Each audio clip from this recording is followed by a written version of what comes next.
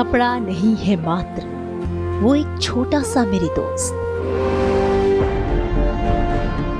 लाखों की कुर्बानी ने इस तिरंगे को सींचा है।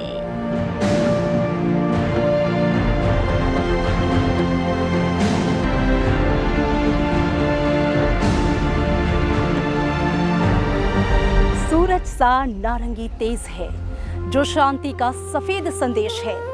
ये खुशियों की हरियाली है जो चक्रवर्ती चक्रधारी है। संसद टीवी की खास सीरीज में आज बात देश की आन बान और शान तिरंगे की, मां भारती की अमिट पहचान तिरंगे की, जय हो के उद्घोष के साथ आसमान का सीना चीर लहराते तिरंगे की। आज बात मेरे साथ कहानी तिरंगे की। मैं तिरंगा हूँ, मैं भारत हूँ, मैं ही आजादी हूँ, मैं देश की धड़कन हूँ, मैं हर भारतीय का दिल हूँ, मान हूँ, सम्मान हूँ, मैं बाइबल हूँ, भागवत का श्लोक हूँ, आयती कुरान का आलोक हूँ, वेद की पावन ऋचा का ज्ञान हूँ। मैंने धर्म और कर्म की हर राह का मान बढ़ाया है, पूरे भारत को भारतीयता की सूत्र में पिरोया है। मैं देश का जया हूँ, जय जयकार हूँ, मैं विजय हूँ, मैं तिरंगा हूँ।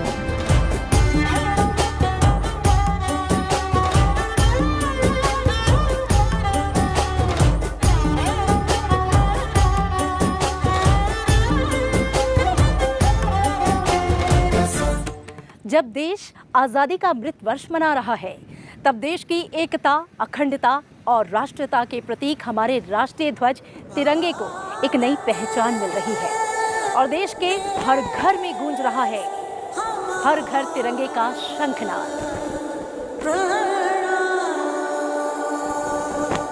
घर घर तिरंगा, हर घर तिरंगा, घर घर तिरंगा, हर घर तिरंगा।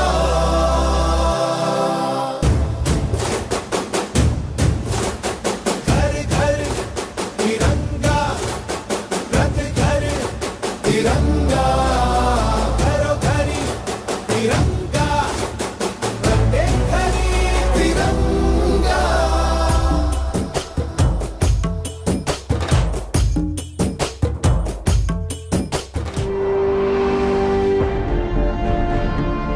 हर घर तिरंगा अभियान का हिस्सा बनने के लिए आइए हर घर तिरंगा फहराएं।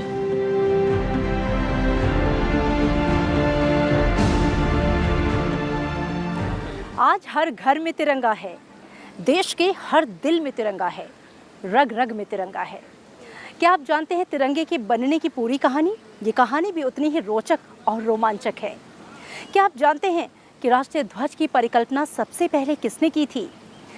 संविधान सभा ने जिस रूप में राष्ट्रीय ध्वज को अंगीकार किया था, क्या है उसका पूरा इतिहास? जब देश के सीने में आजादी की ज्वाला धधक रही थी, जब अंग्रेजी हुकूमत से मुक्ति पाने की भावना प्रबल हो रही थी, जब 1857 की क्रांति ने भारतवासियों के दिल में आजादी के बीज बो दिए थे, तब आजादी के परवानों को एक ऐसे ध्वज की जरूरत महसूस हुई जिसके तले पूरा राष्ट्र एकजुट हो सके। दुनिया के हर स्वतंत्र राष्ट्र का अपना एक झंडा होता है जो उस देश की स्वाधीनता का प्रतिबिंब होता है। लिहाजा 1906 से लेकर 1947 तक साल दर साल तिरंगे के बनने की यात्रा ने कई पड़ाव पार किए। भारत का पहला राष्ट्रीय ध्वज 7 अगस्त 1906 को पारसी बागान चौक कलकत्ता में फहराया गया था। इस झंडे को लाल, पीले और हरे रंग की क्षैतिज पट्टियों से बनाया गया था। झंडे पर बंगाली में बोंडे मातरम लिखा था। स्वतंत्रता सेनानी सुरेंद्र नाथ बनर्जी ने 101 पटाखों की सलामी देकर देश के पहले झंडे को फहराया था। 1905 में जब ये बंगाल के विभाजन के बाद जब स्वतंत्रता संग्राम का एक नया अध्याय जब शुरू होता है, वंदे मातरम एक बहुत महत्वपूर्ण स्लोगन है। तो आप देखते हैं कि वो पहला उस तरह का बन करके आता है। जैसे जैसे अलग अलग समाज के वर्ग, अलग अलग संप्रदाय के लोग, अलग अलग जाति के लोग जब उससे जुड़ते चले गए हैं, स्वतंत्रता संग्राम का मायने बदलता गया है, उसकी प्रकृति बदलती गई है, उसकी प्रवृत्ति बदलती गई है, और वो सब फिर वो इन्फ्लुएंस करता है, वो प्रभावित करता है एक नए झंडे को बनाने की प्रक्रिया। 22 अगस्त 1907 झंडे का रंग बदल गया। इस झंडे को मैडम भीकाजी रुस्तम कामा ने जर्मनी के स्टटग्रेट में फहराया था, जो किसी विदेशी भूमि पर फहराया जाने वाला पहला भारतीय झंडा था। ध्वज को सामूहिक रूप से मैडम भीकाजी कामा, विनायक दामोदर सावरकर और श्याम जी कृष्ण वर्मा ने डिजाइन किया। भारत के राष्ट्रीय ध्वज को डिजाइन करने में स्वतंत्रता सेनानी पिंगली वेंकैया का सबसे अहम योगदान रहा। पिंगली वेंकैया ने सन 1916 में नेशनल फ्लैग मिशन की स्थापना की और राष्ट्रीय ध्वज को रंग रूप देने का काम शुरू किया। साल 1917 कोलकाता में हुए एक अधिवेशन ने भारतीय स्वतंत्रता आंदोलन को एक नया मोड़ दिया। उसका साक्षी ये ध्वज रहा। डॉक्टर एनी बेसेंट और लोकमान्य बाल गंगाधर तिलक ने होम रूल लीग के दौरान तीसरा ध्वज फहराया, जिसमें 5 लाल और 4 हरी क्षैतिज पट्टियां और सप्तऋषि के अभिविन्यास में इस पर बने 7 सितारे थे। वहीं बाईं ओर ऊपरी किनारे पर यूनियन जैक था। एक कोने में सफेद अर्धचंद्र और सितारा भी था। इधर नेशनल फ्लैग मिशन की स्थापना के बाद पिंगली वेंकैया ने 1916 से 1921 तक 30 देशों के राष्ट्रीय ध्वजों पर गहराई से शोध किया और 1921 में कांग्रेस के सम्मेलन में उन्होंने अपना डिजाइन किया हुआ ध्वज पेश किया। महात्मा गांधी चाहते थे कि भारत के सभी समुदायों को राष्ट्र के ध्वज में प्रतिनिधित्व मिले, इसलिए 3 रंगों, ऊपर सफेद रंग, बीच में हरा रंग और नीचे लाल रंग वाला एक झंडा तैयार किया गया। सफेद भारत के अल्पसंख्यक समुदायों का, हरा मुसलमानों का और लाल हिंदू और सिख समुदायों का प्रतिनिधित्व करता था। इसमें राष्ट्र की प्रगति का संकेत देने के लिए एक चलता हुआ चरखा भी रखा गया। कांग्रेस कमेटी ने इसे अपने आधिकारिक ध्वज के रूप में स्वीकार तो नहीं किया, लेकिन भारत के स्वतंत्रता संग्राम में इसे राष्ट्रवाद के प्रतीक के रूप में व्यापक रूप से इस्तेमाल किया गया। 2 अप्रैल 1931 कुछ लोग झंडे की सांप्रदायिक व्याख्या से खुश नहीं थे, लिहाजा एक नए झंडे को डिजाइन किया गया। पिंगली वेंकैया ने एक बार फिर देश के लिए नया झंडा बनाया, जिसमें 3 रंग, सबसे ऊपर केसरिया, बीच में सफेद और सबसे नीचे हरा रंग था। झंडे के केंद्र में चरखे को रखा गया, जो नीले रंग का था। ये झंडा 1931 में कांग्रेस कमेटी की बैठक में पारित हो गया और आधिकारिक ध्वज के रूप में स्वीकार कर लिया गया। हालांकि स्वतंत्र भारत का राष्ट्रीय ध्वज आना अभी बाकी था। क्या आपको पता है कि हमारा राष्ट्रीय ध्वज कब और कैसे अपनाया गया था? क्या आप जानते हैं कि आज़ादी से पहले जिस कमेटी को राष्ट्रीय ध्वज तय करने की जिम्मेदारी दी गई थी, उसमें कौन कौन से लोग थे?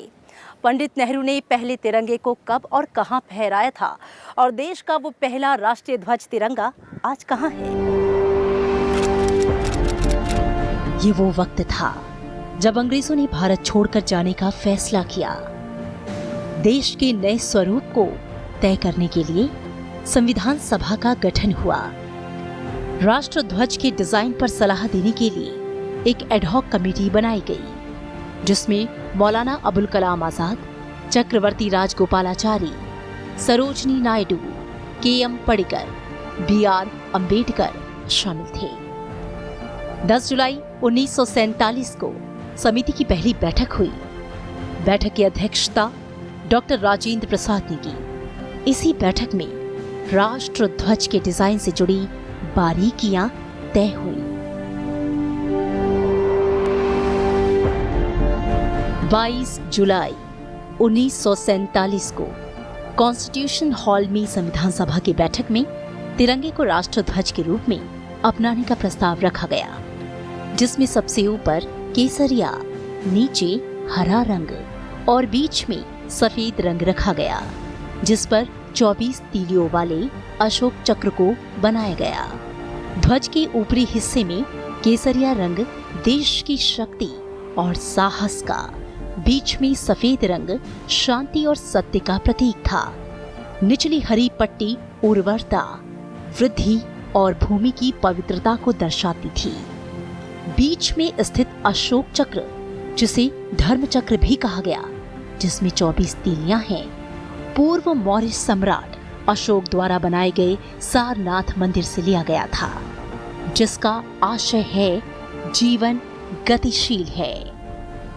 आखिरकार तिरंगे के इस रूप को संविधान सभा ने स्वीकार कर लिया और तिरंगा हमारा राष्ट्रीय ध्वज बन गया। तिरंगा मात्र रंगीन कपड़ों का टुकड़ा भर नहीं है, इसके धागों का भी महत्व है और इसके रंगों का भी। क्या आप जानते हैं कि आपका तिरंगा कहाँ बनाया जाता है? क्या आप जानते हैं कि हमारे राष्ट्रीय ध्वज को बनाने का आधिकारिक रूप से जिम्मा किन हाथों के पास है? एक साथ बैठकर सर्वधर्म सभा करते ये लोग किसी मंदिर में नहीं बैठे हैं और ना ही ये लोग किसी आराधना में लीन हैं। ये तैयारी है देश का राष्ट्रीय ध्वज बनाने से पहले की।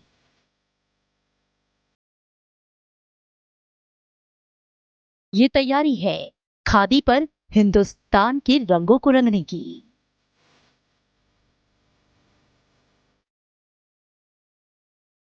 कर्नाटक का दूसरा सबसे बड़ा शहर हुबली, जहां कर्नाटक खादी ग्रामोद्योग संयुक्त संघ में भारत का आधिकारिक राष्ट्र ध्वज तिरंगा बनाया जाता है, जो विलेज इंडस्ट्रीज कमीशन से सर्टिफाइड देश की अकेली authorised national flag manufacturing unit है। 2005-06 में इसे ब्यूरो ऑफ इंडियन स्टैंडर्ड्स से सर्टिफिकेशन मिला और यहाँ राष्ट्रीय ध्वज बनना शुरू हुआ। हमारा इंस्टीट्यूट चालू हुआ 1957 में। वहाँ से हम खादी का सब प्रोडक्शन करता था। हमारा प्रोडक्शन सब सेंटर सब वो बागलकोट डिस्ट्रिक्ट में है। उधर 1982 से खादी का काम चला है प्रोडक्शन का। उसके बाद 205 फरवरी में हमको BIS मार्क का लाइसेंस दिया, वो नेशनल फ्लैग प्रोडक्शन करने का। उसके बाद हमारा नेशनल फ्लैग का ऑर्डर बहुत है, उससे ज़्यादा अभी साल से ज़्यादा हो रहा है। देश के सभी राष्ट्रीय पर्वों, राष्ट्रीय स्मारकों, सरकारी इमारतों और विदेशों में बने भारतीय दूतावासों पर यहाँ के बने झंडे ही फहराए जाते हैं। यहाँ काम करने वाले लोगों के लिए इस स्थान का क्या महत्व है, इसका अंदाजा आप इस बात से लगा सकते हैं कि किसी भी इंसान को यहाँ पर चप्पल पहनकर आने की इजाजत नहीं है। आपको ये जानकर भी गर्व होगा कि यहाँ सारे झंडे महिलाएं ही बनाती हैं। छोटे थे तभी से हमको फ्लैग्स बारे में, फ्लैग बोले तो एक गांधी जी का वजह से कुछ भी हमको थोड़ा बहुत इंटरेस्ट होता है। बाद में बड़े होने के बाद हम यहीं पे जॉब करते, नौकरी करते, फ्लैग सेक्शन में बोले तो सबसे काम से पेमेंट ज़्यादा हो, लेकिन हमारा पेमेंट कम हुआ तो भी हमको क्या लगता है देश के लिए हम फ्लैग्स रेडी हम इधर करते बोले तो हमको अच्छा लगता है। यहाँ पर बनने वाले राष्ट्रीय ध्वज के लिए बेहद कड़े मानक बनाए गए हैं। KVIC और BIS के निर्धारित रंग के शेड से तिरंगे का शेड अलग नहीं होना चाहिए। केसरिया, सफेद और हरे कपड़े की लंबाई चौड़ाई में जरा सा भी अंतर नहीं आना चाहिए। अगले पिछले भाग पर अशोक चक्र की छपाई समान होनी चाहिए और ऐसे तैयार होता है हमारा विजयी विश्व तिरंगा प्यारा। तिरंगा हमारी संप्रभुता का प्रतीक है। तिरंगा भारत की सामूहिक चेतना का प्रतीक है। अपने इस राष्ट्रीय गौरव का सम्मान करना भारत के हर नागरिक का कर्तव्य है। राष्ट्रीय ध्वज कब, कहां और कैसे फहराया जाता है, इसको लेकर बाकायदा नियम, कायदे और कानून हैं। आइए जानते हैं क्या कहती है भारतीय ध्वज संहिता 2002। आजादी के करीब 6 दशक बाद तक भी नागरिकों को अपने घरों और व्यापारिक प्रतिष्ठानों पर तिरंगा झंडा फहराने की इजाजत कानून ने नहीं दी थी। बाद में एक जनहित याचिका का निपटारा करते हुए सुप्रीम कोर्ट ने तिरंगे को घरों पर फहराने की इजाजत दी। लेकिन अपने फैसले में देश की शीर्ष अदालत ने कहा कि झंडे का इस्तेमाल करते समय फ्लैग कोड 2002 का पालन करना अनिवार्य होगा। फ्लैग कोड ऑफ इंडिया 2002 में आया हुआ है। उससे पहले national flag code of India था। National flag code of India 2002 में जो रिस्ट्रिक्शंस हैं, जो भी इस झंडे को इस्तेमाल करेगा, अगर वो उन रिस्ट्रिक्शंस के साथ नहीं इस्तेमाल करता है तो कंप्लेंट फाइल की जा सकती है। जो इसका इस्तेमाल जो है वो सही ढंग से नहीं करता है, अकॉर्डिंग टू लॉ नहीं करता है, तो the prevention of insult to national honours act 1971 में सेक्शन 2 में जो है सज़ा का प्रावधान है, जिसको जो इम्प्रिजनमेंट है वो उसको 3 साल तक जो है वो एक्सटेंड किया जा सकता है। भारतीय झंडा संहिता 2002 के मुताबिक राष्ट्रीय झंडा हाथ से काता हुआ होना चाहिए। इसमें ऊनी, सूती, सिल्क और खादी का इस्तेमाल किया जाना चाहिए। फ्लैग कोड में हुए नए बदलावों के बाद अब पॉलिएस्टर और मशीन के झंडों को भी मंजूरी मिल गई है। पहले तिरंगा केवल दिन में ही फहराने की अनुमति थी और शाम होते ही उतारने का नियम था। लेकिन नए नियम के बाद अब दिन में कभी भी यानी कि 24 घंटे तिरंगा फहराया जा सकता है। देश के राष्ट्रपति, उपराष्ट्रपति, प्रधानमंत्री, राज्यपाल, मुख्यमंत्री, उपराज्यपाल, कैबिनेट मंत्री, सांसद, एमएलए, सुप्रीम कोर्ट और हाई कोर्ट के जज, लोकसभा के अध्यक्ष और उपाध्यक्ष, राज्यसभा के उपसभापति, विधानसभाओं और विधान परिषदों के अध्यक्ष और उपाध्यक्ष, विदेश में हाई कमीशन या उसके बराबर के भारतीय अधिकारी अपनी गाड़ी पर तिरंगा झंडा लगा सकते हैं। तिरंगे की साइज को लेकर कोई नियम नहीं है। ये बड़ा और छोटा भी हो सकता है, बशर्ते तिरंगा हमेशा आयताकार होगा, जिसका अनुपात 3 और 2 होगा। तिरंगे पर कुछ भी लिखा नहीं होना चाहिए। किसी व्यक्ति को सलामी देने के लिए तिरंगा नहीं झुकेगा। झंडे में कोई भी सामान नहीं रख सकते। विशेष अवसरों और राष्ट्रीय दिवसों पर झंडे को फहराने से पहले झंडे में गुलाब की पंखुड़ियां रखी जा सकती हैं। किसी दूसरे ध्वज को राष्ट्रीय ध्वज से ऊपर नहीं फहराया जाएगा। झंडे को जमीन से छूने और पानी से डूबने से बचाना होगा। झंडे को ना तो फाड़ा जाएगा और ना ही जमीन पर फेंका जाएगा। तिरंगे को हमेशा पूरे आदर और जोश के साथ फहराया जाएगा और धीरे धीरे उतारा जाएगा। जय विश्व तिरंगा प्यारा, झंडा ऊंचा रहे हमारा। 1930 में प्रकाशित पुस्तक शहीद गर्जना में लिखी गई ये कविता हर भारतीय के दिल में झंडे के प्रति सम्मान का प्रबल हस्ताक्षर है। दिल में जोश, खून में रवानी, मुल्क की पहचान है तिरंगे में। ना झुका है, ना झुकने देंगे, हमारी जान है तिरंगे में।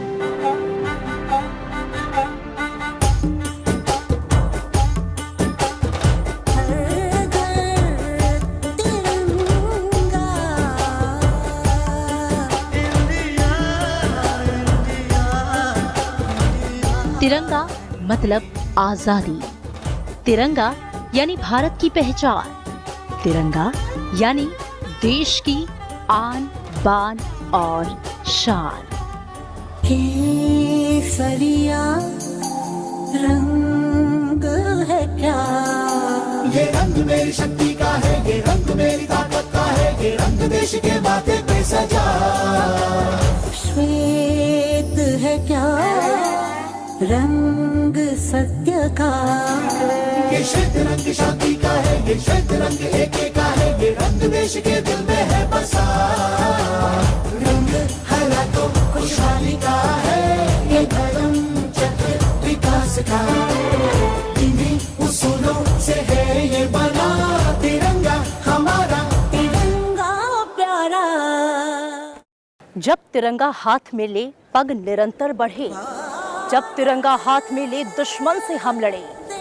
ये विश्व का सबसे बड़ा जनतंत्र है, ये वीरता का गूंजता एकमात्र मंत्र है, ये वंदना है हमारी, ये माँ भारती का मान है। ये तिरंगा कुछ और नहीं, पूरे विश्व में सत्यमेव जयते का गान है।